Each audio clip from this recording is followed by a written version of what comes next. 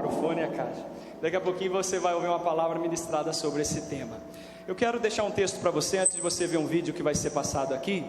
Romanos capítulo 12, verso 2. A palavra de Deus diz assim: não vos conformeis com este século, ou seja, com este cosmos, com o curso das coisas que estão acontecendo, mas antes transformai-vos pela renovação da vossa mente, para que vocês possam experimentar qual é a boa, perfeita e agradável vontade de Deus. A palavra ali é: não vos conformeis, não é? Ou seja, você não precisa concordar com tudo que está acontecendo à sua volta. E essa semana, não é, César, havia a possibilidade de uma votação, não é, de um tema aí bastante controverso, cuja igreja que é cristã não concorda com ele, e aí, nos 45 do segundo tempo, foi tirado lá, graças a Deus, não é?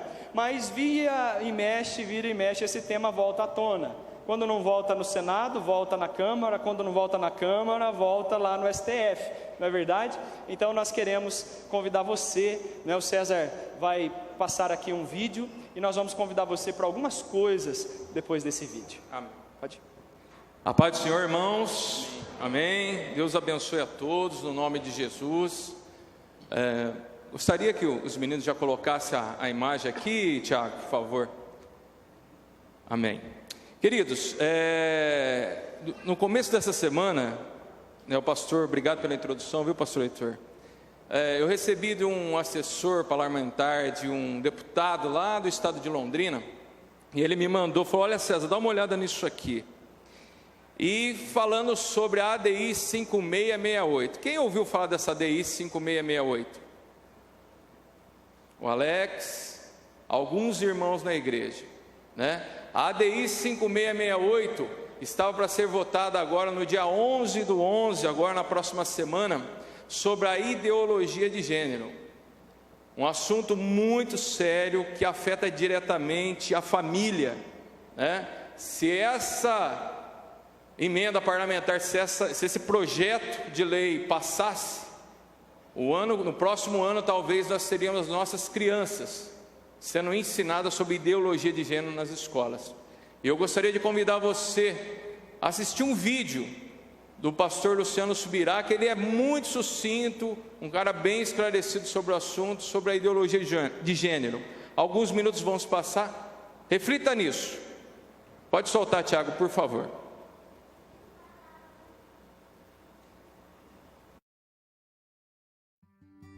Ideologia de gênero, esse é o barulho do momento. E diante dessa polêmica, resolvi gravar um Sub-12 especial, temático, tratando do que a Bíblia diz sobre o assunto e qual a postura e conduta que nós, os cristãos, devemos ter. Fique comigo e nos próximos minutos nós vamos abordar o assunto.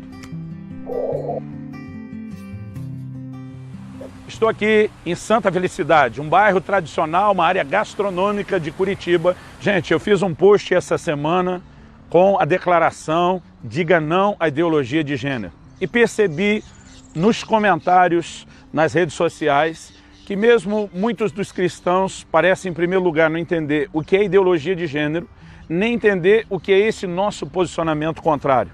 Em primeiro lugar, eu quero dizer o seguinte: nós, como cristãos, podemos defender direitos, aquilo que é nosso direito, de acordo com a palavra de Deus. Em Atos, no capítulo 16, quando o apóstolo Paulo foi preso na cidade de Filipos, a Bíblia diz que fizeram ali um julgamento sumário, se é que pode chamar assim. Eles, na verdade, foram açoitados, foram presos, sem passar pela formalidade de um julgamento, que como cidadão romano, né, o apóstolo Paulo tinha direito. No dia seguinte, quando simplesmente as pessoas da cidade dizem ao carcereiro: pode mandar eles embora, diga que eles estão livres, o apóstolo Paulo diz assim, vamos ler o texto bíblico, Atos 16, 35.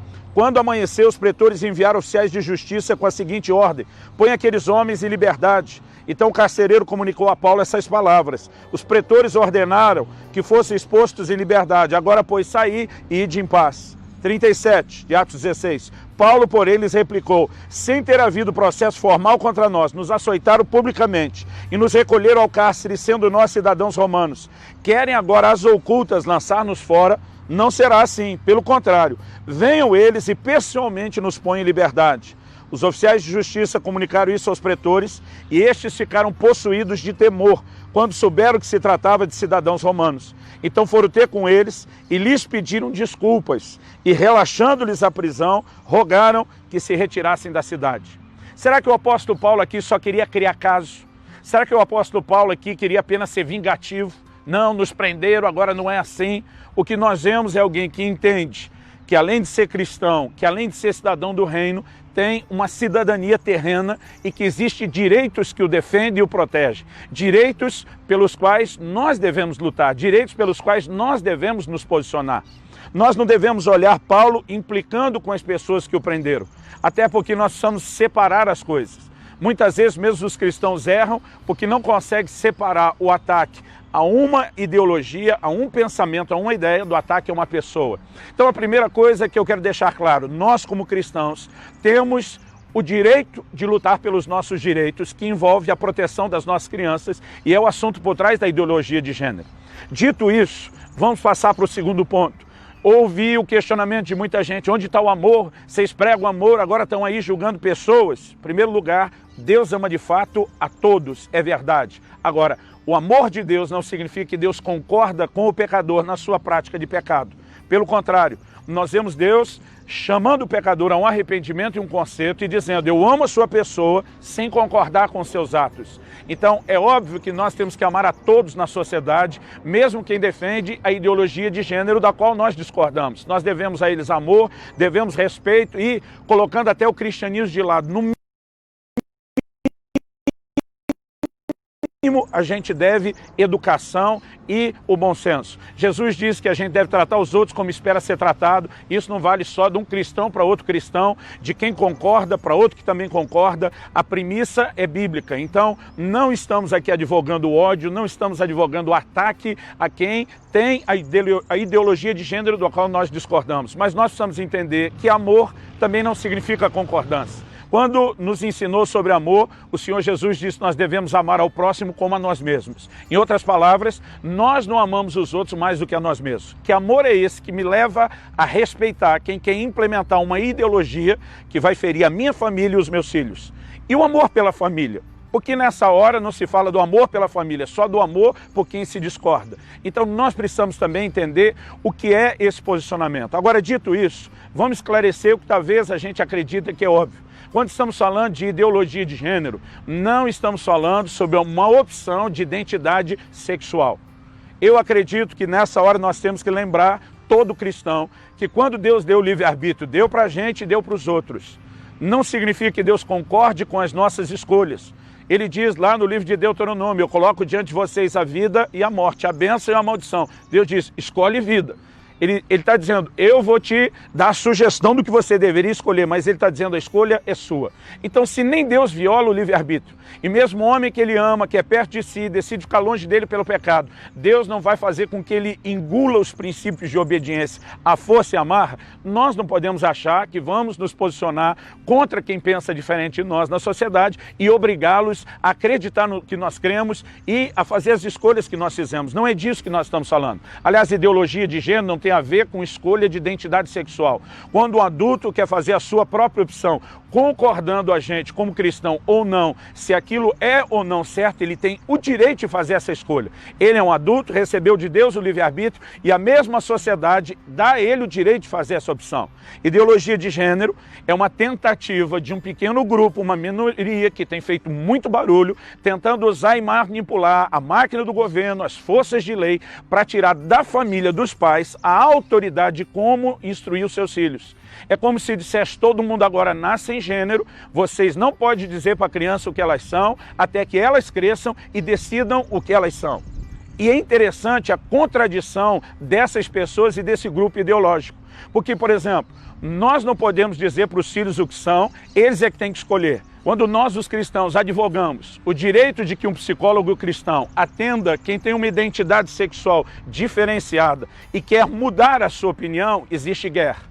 Quando o hetero quer fazer uma opção homossexual, ele é livre para isso. Mas se o homossexual quiser mudar para hetero, ninguém pode ajudá-lo. Então o que nós temos não são pessoas defendendo o direito de escolha. Nós, os cristãos, embora não concordando com essas opções sexuais, nós estamos dizendo, vocês têm o direito de escolher o que quiserem e vão ter as consequências das escolhas, mas não lutamos contra o direito. Agora, esse pequeno grupo quer criar uma ditadura, onde eles escolham o que eles querem e eles escolham sobre nós e sobre os nossos filhos o que nós não queríamos escolher com eles. Então, quando falamos da ideologia, nós estamos atacando um conceito, não as pessoas. Como cristãos, nós vamos amar cada pessoa, eles serão bem-vindos aos nossos cultos, igreja, para ouvir a palavra e a pregação, que sempre será contrária à opção que eles fizeram. Mas como pessoas serão amados, serão respeitados. Não estamos advogando ódio, não estamos jogando ninguém contra as outras pessoas, mas nós temos nessa hora não só o direito de defendermos a criação dos nossos filhos. Vamos separar um pouco o assunto do que eu estou falando para dar uma ilustração. Estamos falando da questão de amor. Deus ama quem acredita na ideologia de gênero? Claro que sim, nós não estamos de forma alguma atacando isso. Então, deixa eu dar um exemplo fora do assunto e eu já volto. Deus ama o bandido e o assaltante. E tem redenção, perdão, transformação para ele. Agora, não é porque Deus o ama e que eu preciso ter amor à pessoa dele, que eu vou abrir a porta de casa e convidá-lo a entrar e fazer uma bagunça na minha casa. Porque ao mesmo tempo que eu reconheço que Deus o ama, eu sei que Deus ama a mim, minha casa, a família que eu também amo e que eu devo protegê-lo. Então, amar essa pessoa e pregar a palavra de Deus a ele é uma coisa. Dar as boas-vindas para que faça ou traga um mal dentro da minha casa é algo completamente diferente. Então, vamos voltar ao assunto. Estamos pregando uma mensagem que não é uma mensagem de amor de modo nenhum. Se você é desses que tem usado do ódio, que ataca pessoas, eu quero dizer, você como cristão está errado, essa não é a nossa conduta. Agora, nós não atacamos pessoas, nós atacamos ideias. E não atacamos por atacar, nós temos o direito de defender o nosso direito e de levantar a bandeira e os valores cristãos. Porque esse grupo pode levantar as suas ideias, defender o que eles acreditam. E nós que temos um posicionamento contrário, temos que engolir essa ditadura. Isso não é verdade, nunca foi e nunca será. E eu quero terminar te ajudando a entender o seguinte, biblicamente. Eu já vi gente colocar fora do contexto a declaração de Paulo aos Gálatas, quando ele diz, em Cristo não há homem nem mulher. A Bíblia não está dizendo de forma alguma nada que dê munição para quem prega ideologia de gênero. Paulo só fala isso num contexto de valor diante de Deus, de que espiritualmente não há distinção. O próprio Jesus diz que no céu não se casa, nem se dá em casamento. Essa distinção de macho e fêmea é terrena, é para fins de reprodução. Agora, dentro da família, Deus estabeleceu o papel de cada um. A palavra de Deus fala que o pai, ou o marido é o cabeça do lar. Ele tem autoridade na família, ele tem autoridade de governo. Isso não significa que a mulher não tenha valor. O Senhor Jesus deu um alto valor à mulher que nem a sociedade dos seus dias dava. E nós precisamos entender isso. Por exemplo, meus filhos cresceram entendendo que eles devem submissão e honra aos pais. É um princípio bíblico. Aliás, quem não é cristão diria que isso no mínimo é uma boa educação.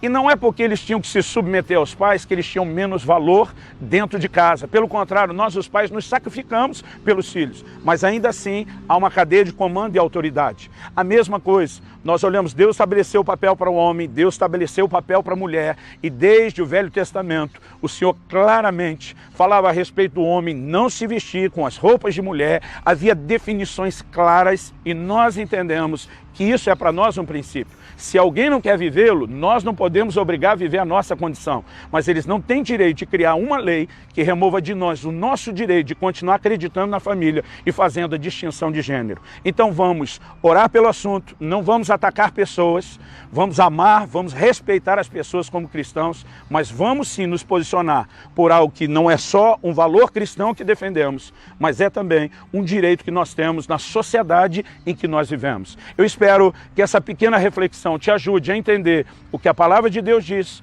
quais são as nossas responsabilidades para com essa sociedade de quem a gente discorda, andar em amor, mas com um posicionamento firme, dizendo nós vamos ser luz, nós vamos ser sal e nós vamos fazer diferença na nossa conduta, mas também na maneira como vamos tratar aqueles que discordam de nós. Porque quer eles acreditem nisso ou não, a verdade é, nós os amamos em Cristo Jesus e vamos demonstrar isso com a nossa conduta. Que Deus te abençoe e te ajude a agir com sabedoria nessa questão. Nós estamos falando de algo que é relacionado à infância, não a alguém adulto. Isso ficou bem claro, no texto ali, o pastor foi muito claro com relação a isso. Então, nós queremos pedir a você, César, né? Tem algumas coisas que os irmãos podem fazer com relação a tudo isso, né? E a primeira delas, acho que é a mais importante de todas, o que é? Primeiramente, irmãos, nós devemos amar, como o pastor Luciano disse, amar as pessoas, mas nós temos o direito de também defender os nossos direitos, não é verdade? Temos o direito, tanto é que, pela misericórdia de Deus, como o pastor falou agora há pouco, houve uma reunião, pastor, né? Um grupo de parlamentares católicos e evangélicos foram ao Supremo Tribunal Federal e derrubaram essa pauta. Vencemos essa batalha, né? Mas a guerra ainda continua, meus queridos. Então ame, ore, lute, sabe? Devemos realmente pregar o evangelho no mundo, devemos levar a palavra de Deus para as pessoas. Como o pastor falou ali, o pastor Luciano disse o seguinte: devemos amar, né, em vez de criticar. Às vezes as pessoas não sabem o Deus que você serve, e Ele ama essa pessoa também. Amém, irmãos? Amém. Então você pode orar. No próximo sábado agora nós temos um tempo de oração aqui, de 12h às 10 da noite. Já avisando você, os meninos podem colocar a imagem, por favor.